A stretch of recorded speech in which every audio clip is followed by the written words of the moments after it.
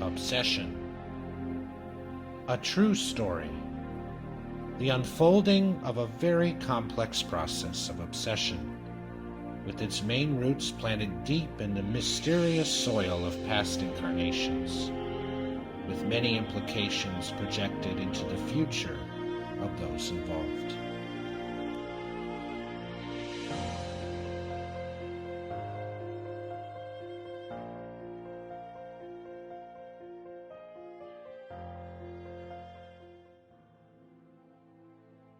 Hello, friends, and welcome to a beautiful new opportunity that God has granted to each and every one of us. I'm Carol Correa Smith. And I'm Mark Smith. This time, we are being invited by the Spirit mentors who guide us to delve deep within the realms of our souls and understand that our past existences led us to where we are today, and where we are today will lead us to a beautiful future.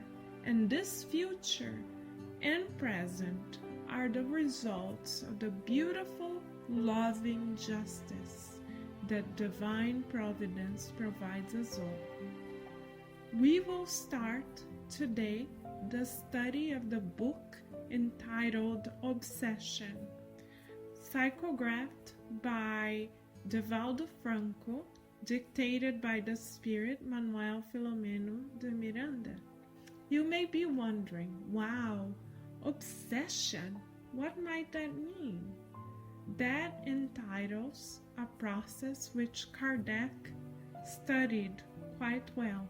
It's the process through which our friends who are discarnate act upon us so as to persistently cause a negative influence on us. And you may think, is that even possible? Yes. As stated in the Spirit's book, the discarnate friends who are part of our family influence our daily lives much, much, much more than what we can imagine. And Dr. Manuel Filomeno de Miranda kindly transcribed a true account of how such influences take place on each and every one of our lives. So is this science fiction, friends? It may sound like it for some, but in reality it is not. It is an account of divine love, of divine justice, and of the unmistakable and remarkable interaction between both realms of life. So let us thank God for the beautiful opportunity to understand ourselves better as we dive into the truths that were previously considered mysteries. Let us thank our Creator for lifting up the veils of mysteries and allow us to understand how much we are loved and how much life is a continuum of hope and transformation. Before we begin the reading of our book, we'll start today with the preface of Obsession. I will present you with this brief prayer on forgiveness. Forgiving. Such is the currency of love, abundantly provided to all of us, as sons and daughters of divine providence. Let us be courageous, faithful, and humble, so as to become small beacons of light and hope before the immensity of the universe. O beloved Father, grant us the blueprints of your compassionate presence within the deepest realms of our spirits, and within the very soils of our own hearts. So be it. And enveloped in these vibrations of abundant love, let us thank the Spirit Manuel Filomeno de Miranda for accompanying our studies and inspiring us. Let us thank the mentors of Kardec Radio for granting all of us with this opportunity. Let us thank our dear listeners for joining us once again. And let us keep an open mind and open heart as illuminated minds reveal the truth that remains the truth in all epochs of humanity, as stated by Allan Kardec himself. Enjoy.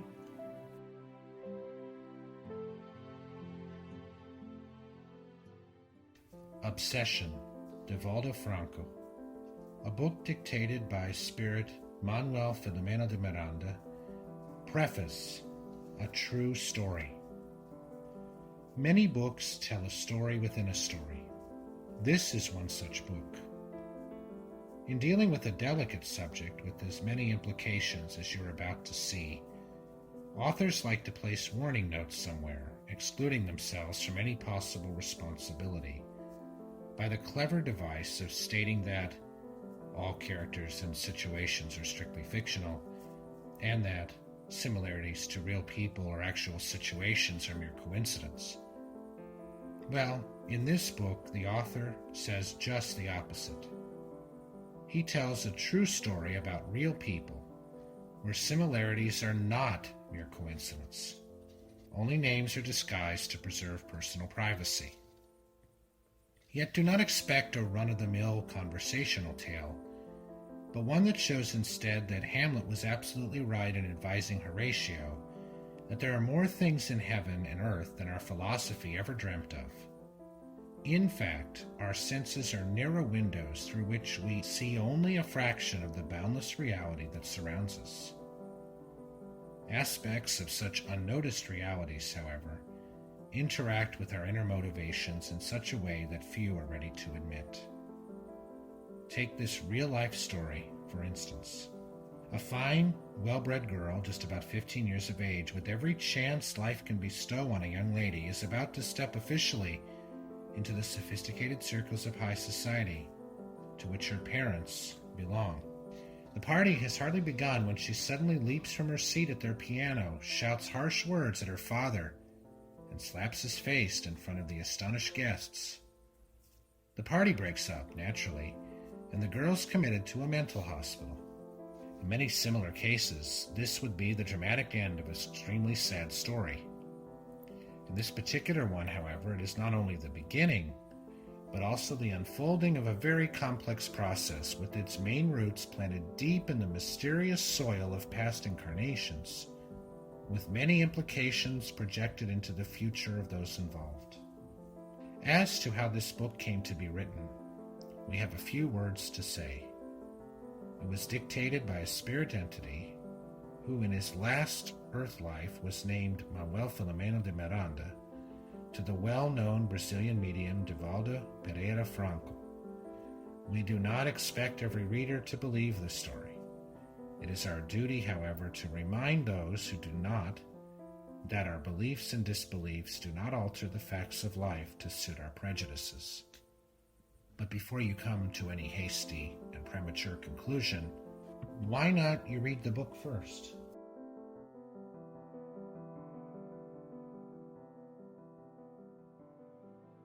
So, dear listeners, once again, we would like to remind each and every one of you, as well as ourselves here, that this is indeed a very true story.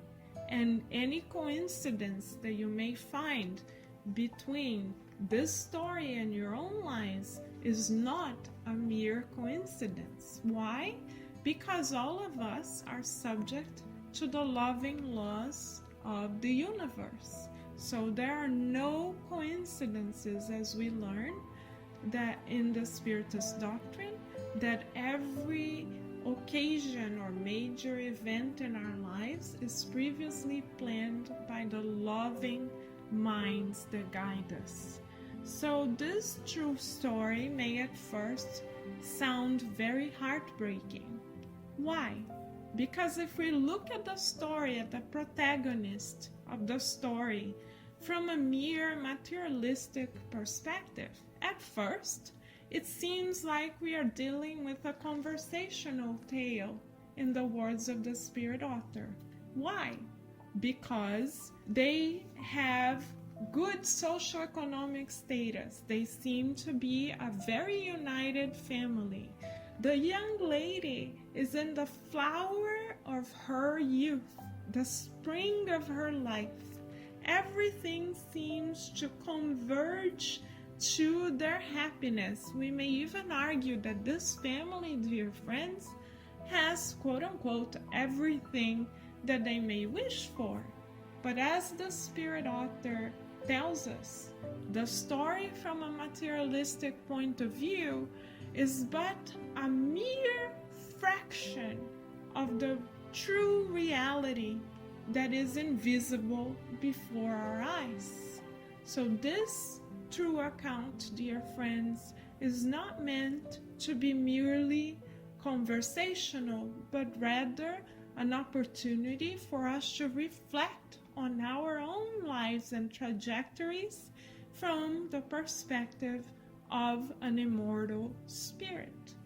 And already addressing us as immortal spirits, the Spirit author wisely reminds us that regardless of what we may believe or disbelieve, reality by itself is never altered.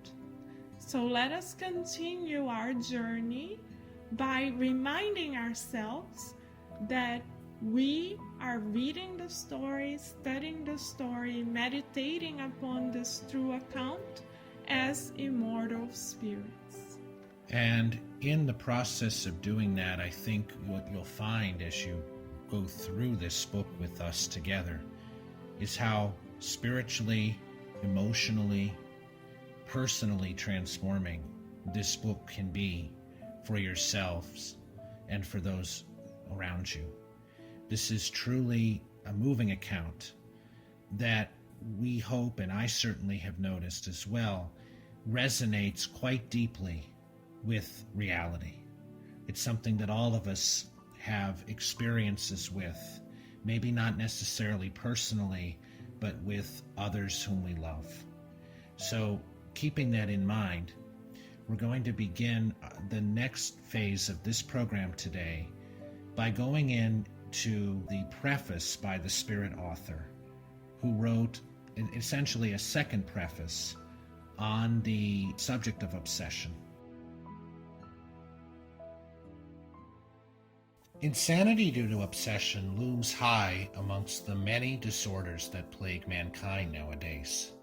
Hunted by untold inner troubles, obsessed people have been deplorably overlooked by most psychiatrists and psychologists who, stubbornly attached to their materialistic outlook, deny the presence of discarnate entities as intruding personalities and the roots of several mental diseases. On the other hand, many Christians enlightened by Spiritist teachings seek out to help the mentally sick, believing that most mentally deranged people are victims of obsession and need only spiritual treatment, overlooking the indispensable medical care. Both extremes are wrong and should be avoided. Of course, all of us, spirits in evolution, carry the causes of our mental and physical derangements with us. Since pain is in itself a process of spiritual refinement for the ever-unfolding soul, we infer that suffering arises from the spirit's misuse of life resources granted to him by the superior powers that supervise life. Such resources should, of course, be used positively as tools to help his evolution. Man is created to perfection. Any hindrance he himself brings into the process acts like chains holding him back. Divine law establishes that only through love can we find peace and reach the final target of happiness. Wholesome in its essence, Love is the foundation of life and also the power that drives us to our noblest accomplishments. Whenever we allow inferior passions to take hold of our will, our sense of proportion is blinded. The love in us loses its positive drive and becomes insane, making us prisoners of the forces of darkness. That is why, when treating mentally deranged patients, love should be listed among the most precious therapies. Treated with love, the mentally sick achieve remarkable recoveries. At the same time, while love helps a sick person towards recovery, hatred hinders him and acts in just the opposite way. Jealousy, deceit, pride, lust, avarice, all children of selfishness, will tie the rebellious spirit to the wheels of an inevitable redeeming suffering. There is no exception on earth. No excuse will prevail upon the law of cause and effect. In every sufferer, we will always find an indebted spirit striving for his own redemption. His toil should drive us to meditation on God's laws and direct us towards service to our fellow men. In the multitude of people who suffer from what modern psychiatry classifies as insanity, there are many obsessed persons atoning for errors committed in past incarnations, and criminals that cheated human justice and avoided just reparation. They are the murderers, thieves, crooks of all kinds, who come back linked to those they murdered, defrauded, or abandoned, but could not discard forever because of the infallible natural law of cause and effect. They died but were not destroyed. They changed their physical garments, but they're still the same spiritual individuals. Divine laws find them where they are and curb them, and the links of responsibility they forged in the consciously forgotten past again join victim to criminal, creditor to debtor, in the same redeeming process. Tied down by their karmic chains, they toss and turn, struggling in a continuous energy-consuming effort which drives them insane, until the lights of love and forgiveness succeed in breaking the chains apart, setting them free so that they may begin to help one another. Unless love conquers hate and forgiveness surpasses affront, they will keep on fighting and chasing one another, hurting themselves endlessly in a maze of horrors where they brutalize themselves, stepping into the lowest possible savagery. The number of obsessed people on the earth plane is much larger than anyone might think. They are found alone, in groups, or in whole communities. These are critical times both for individuals and mankind as a whole. Spiritism has a giant task to restore Jesus' teachings in every heart, to clarify the philosophical thought of mankind, and to help science, encouraging it to look for the causes of diseases in the depths of the spiritual being, rather than in the effects of its actions. Being the comforter promised by Jesus, its task is not only to dry tears and sweat, but also to extirpate forever the roots of suffering wherever they are. Suffering is not divine in its essence. Therefore, it is of a transitory nature, having a specific work to perform, and can be easily overcome provided that man decides to persist in the effort to attain the legitimate finality of his life. While dealing with the obsessed in particular and obsession in general, let us arm ourselves with love so that we may succeed in breaking the chains that keep them bound to pain and set them free to pursue the happiness they yearn for. At the head of each chapter of this story, we have transcribed a concept taken from the lofty philosophy contained in Allan Kardec's books, an inexhaustible source of information, and a safe base for the study of all the exciting questions about man, destiny, and life. We want, in this way, to show the validity of the great work accomplished by Allan Kardec, the prominent man of Lyon, to whom we owe luminous lessons of wisdom and Christian experience.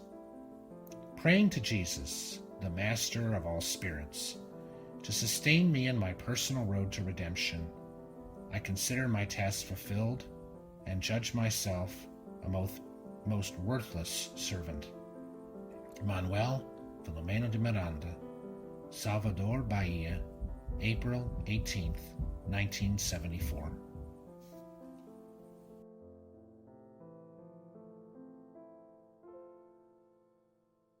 Dear listeners, what a beautiful blessing, what a gift from above that the Spirit author Filomeno de Miranda shared with us. He is truly aligned with the Christ consciousness, with the Master of all spirits, as he calls Christ Jesus. He is truly aligned with this beautiful mind that sustains us, because he invites us to go beyond the surface and beyond the labels that society places on those who are enigmatic or who are suffering beyond what the status quo is prepared to respond to. And often those who fall in the margins of society are those who are named insane, labeled insane in general. Why is that so? Why do we have brothers and sisters of ours who are also incarnated and who are experiencing such harsh trials? It is because, as Dr. Filomeno de Miranda tells us, it is because suffering is due to the Spirit's own choices, not necessarily present choices, but past choices. But you may be asking yourself, who would choose to suffer? And you're right, nobody consciously chooses to suffer, but unconsciously, because we were not always, dear friends, as aware, as spiritually aware as we are now.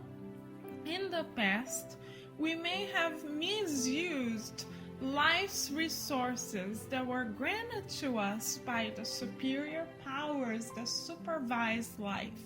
And I'm taking these words directly from the Spirit author.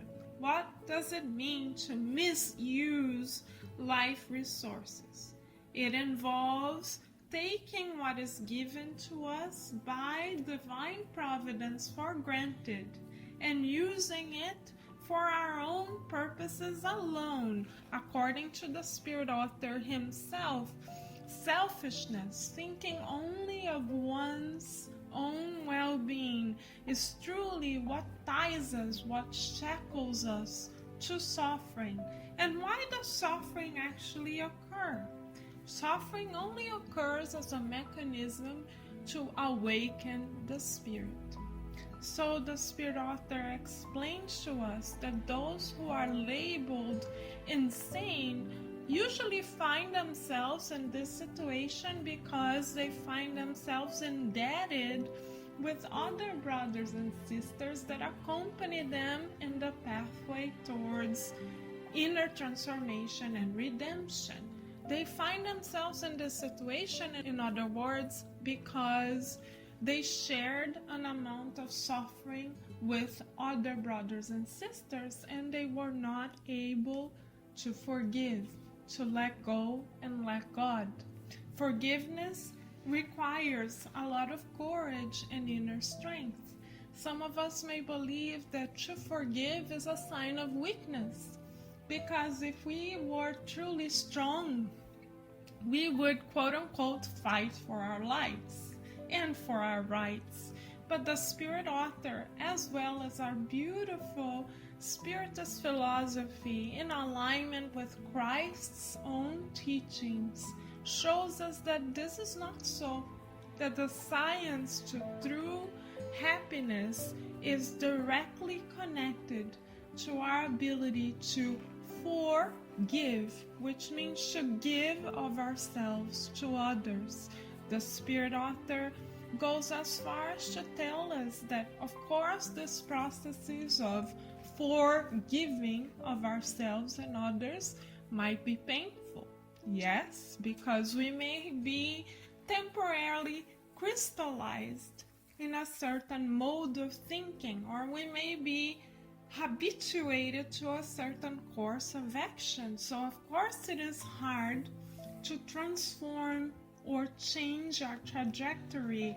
It's hard for us at times to get out of our comfort zone and to train ourselves to think and feel differently. Of course, it is hard, but the Spirit author says that it's highly meritorious for us to make this effort, and it is through this effort that those who may not yet love us will soon come to love us, because as immortal spirits, we are part of one and the same beautiful spiritual family. So divine laws make no mistakes, and those who are under the label or the umbrella of insanity are tied together to those whom their consciousness are calling them to respond to.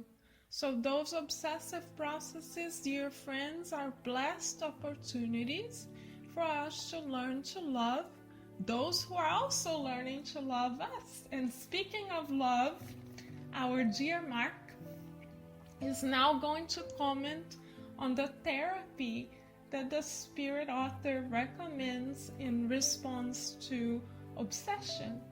Yes, the Spirit author tells us that love is the foundation of life, and that it's only through love that we can find peace and reach the target of happiness of our existence. And at the last 3 paragraphs of this preface are the most, I think, telling as far as what the recommendation is.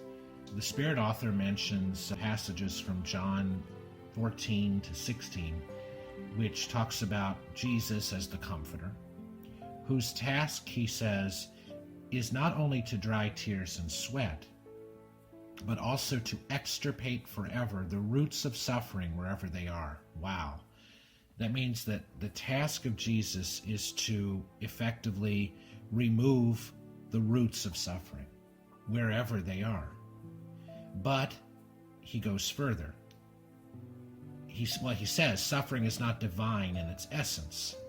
He says that it has a transitory nature, that it has a very specific work to perform.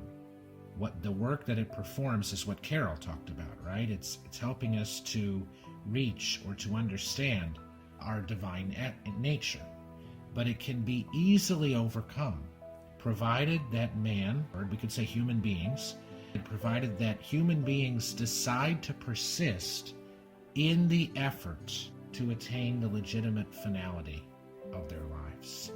And the legitimate finality of their lives is effectively connected with love.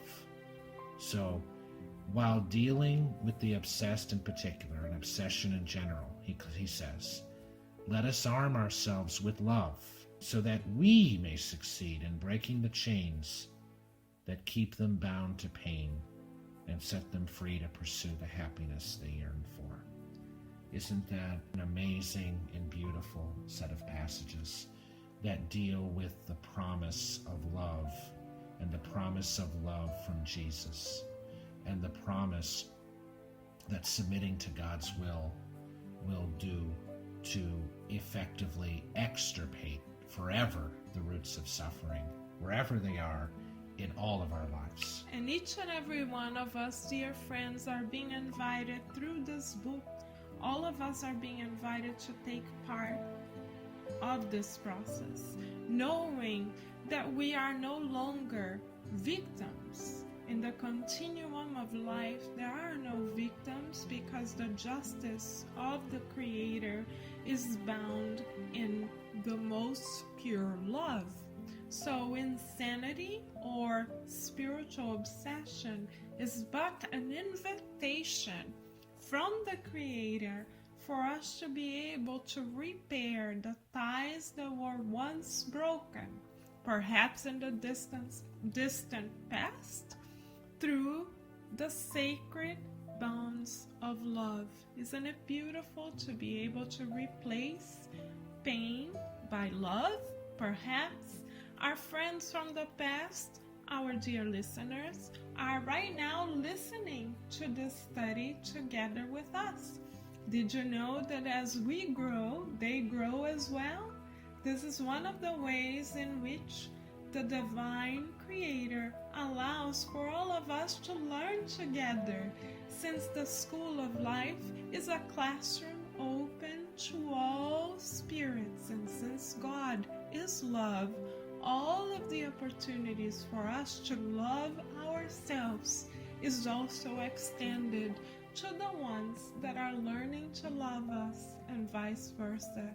So let us be grateful right now to the dear friends from the past, even those who may have a persistent negative influence upon us, because they are reminding us that we are not victims of anyone, and that we are part of the same family of hearts, and that through love we can end our suffering in both planes of life, because suffering is but temporary. When we look at ourselves as immortal spirits, we understand that the cause of our pain does not lie necessarily on luck or any other source of superstition, but rather it lies on ourselves. And as we learn to love ourselves, transform ourselves, we also transform our realities. And this book, dear friends, is exactly about empowering us in both realms of life to change our reality. And what best way to transform ourselves than studying our true nature? Coming up next, dear friends, are passages that the Spirit author has selected from the Gospel According to Spiritism and the Medium's book to allow us to get to know ourselves, our nature, and to nourish our souls with universal truths before we march forward on our journey. Yes, and thank you so much, Carol, for reminding us that this book is not just an intellectual exercise. Far from it. This book is healing in many ways for many people, not just those who are incarnate, but all the discarnates who are around us all the time. So let's remind ourselves of that as we listen to these passages. Yes, Mark, and let us also remember to even mentally and with the realms of our hearts invite the discarnate companions that accompany us to follow the study with us, so that we may share the best of ourselves with one another, because those who we call obsessors are but dear friends from the past who are temporarily ignorant of the universal truths. So the best form of charity that we can engage in is to disseminate the consoling, beautiful, loving, universal truths that are embodied not only in this book, but in many other enlightening books. And we are very grateful that we are together in this journey, dear friends. Let us hope that every page and every word in this book truly nourish all of our souls. So let's listen to these passages now.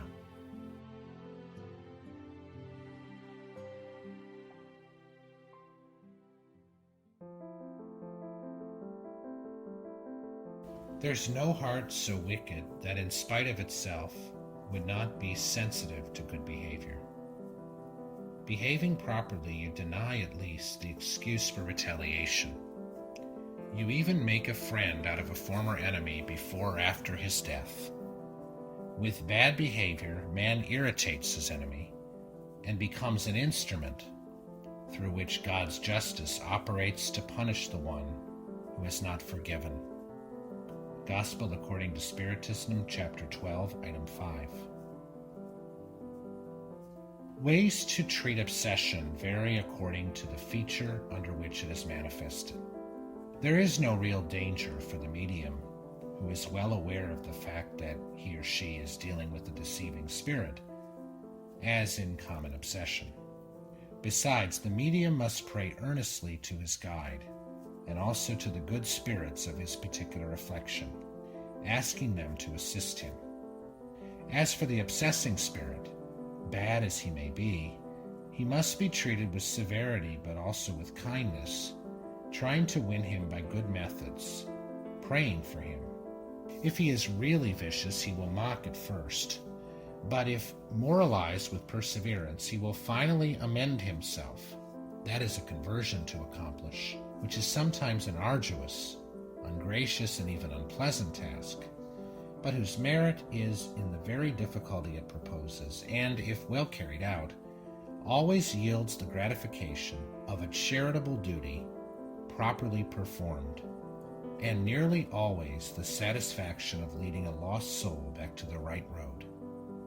Medium's Book, Chapter 23, Item 249.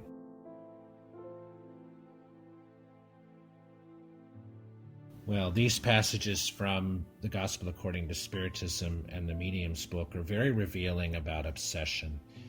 And, it's one thing to think, oh, I have obsessing spirits around me, or there's obsessing spirits around my family. And perhaps one of our first responses to that would be to retaliate. But as the Gospel According to Spiritism states in Chapter 12, Item 5, those who behave with the good in mind, those who behave according to the good, deny, as it says here, any excuse for retaliation. In essence, you can make a friend out of a former enemy before or after his death, as it says here. Effectively, we can become charitable towards the obsessing spirit.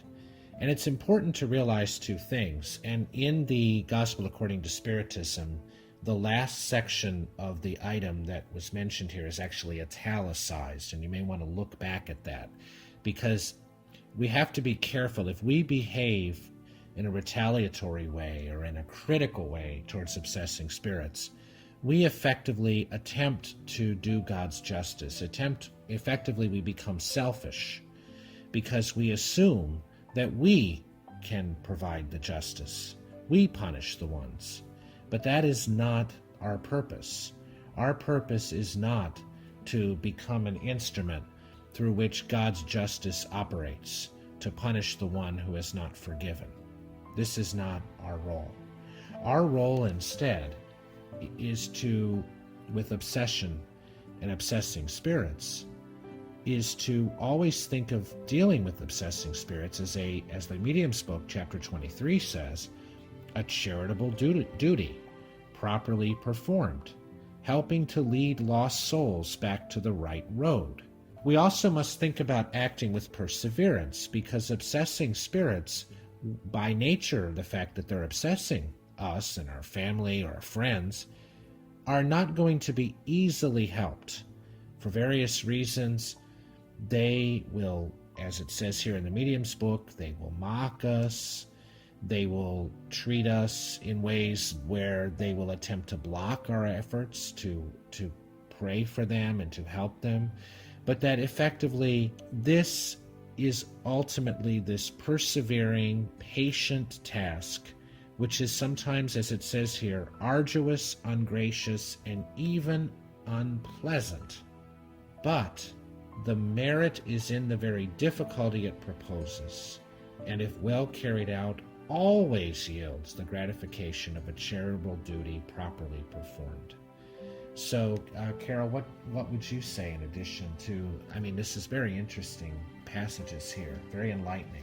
I would say that these are beautiful steps that we are all invited to take in order to heal ourselves from the inside out, from our very core, because though it may seem to us that we are the body, we are not the body. We are just temporarily making use of this physical vest. So while, as the Spirit Author has told us, it is quite important that we make use of material or traditional medicine and traditional approaches to mental health, it is also equally important that we operate changes at our very core, and our very core is independent from the corporeal vest that we temporarily wear. So when we look at ourselves in the mirror, it's important to remind ourselves, I really appreciate the gift of the physical body. However, I am not this physical body. I am an immortal spirit. And what is most enlightening and liberating about the passages that Mark commented upon is that it awakens us to this very reality, that the pains and sufferings that we experience in life, be it insanity or any other form of suffering, has its cause in our real selves, our immortal selves. And the Spiritist philosophy, as well as the philosophy of Christ, which is one and the same, allows us to see ourselves for who we really are. So throughout this book, dear listeners, we will see both therapies, the traditional therapy or pathway towards mental health, and the spiritual treatment and pathway towards mental and spiritual healing. And it's a beautiful combination of God-granted resources, and both resources combined together embody the beautiful truth that our Master, Christ Jesus, has told us. And I will repeat his words because his words most definitely embody all the realities described in this book and within our hearts. Jesus has told us, I have not come to see or heal the healthy. I have come to heal the sick. So let us consider ourselves privileged to be awakened enough spiritually to open our hearts and minds to the therapies of the Spirit, and to recognize in ourselves an immortal being that is destined for divine aims and purposes always. So next week, dear listeners, we will delve more in depth into the spiritual aspects, spiritual treatment, spiritual components associated with cultivating mental health.